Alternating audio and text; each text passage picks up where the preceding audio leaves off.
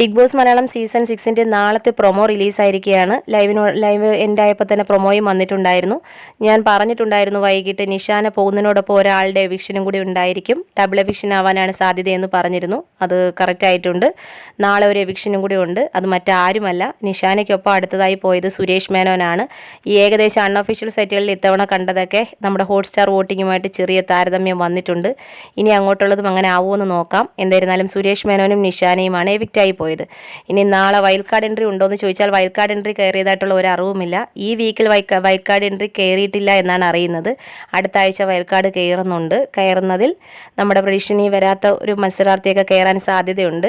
എന്തായിരുന്നാലും നമുക്ക് കാത്തിരുന്ന് കാണാം ആരായിരിക്കും ഇനി നെക്സ്റ്റ് വൈൽഡ് കാർഡ് വരാൻ പോകുന്നതെന്നും. എന്തായാലും ഈ ആഴ്ച ഇല്ലെന്നാണ് അറിഞ്ഞത്.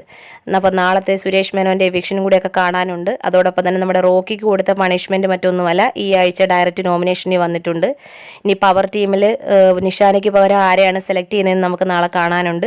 അതോടൊപ്പം തന്നെ ക്യാപ്റ്റൻസി മത്സരം നാളെ നടക്കുമായിരിക്കും. ക്യാപ്റ്റൻസിയിൽ ആരായിരിക്കും വിൻ ചെയ്യാൻ പോകുന്നത്, അങ്ങനെ കുറേ കാര്യങ്ങൾ നമുക്ക് കാണുവാനായിട്ട് കാത്തിരിക്കുകയാണ്. എന്തായാലും നമുക്ക് നാളത്തെ എപ്പിസോഡിനായി കാത്തിരിക്കാം. 2 എവിക്ഷൻ നടന്നതിൽ നിഷാനയ്ക്കൊപ്പം സുരേഷ് മേനോനും പോയി.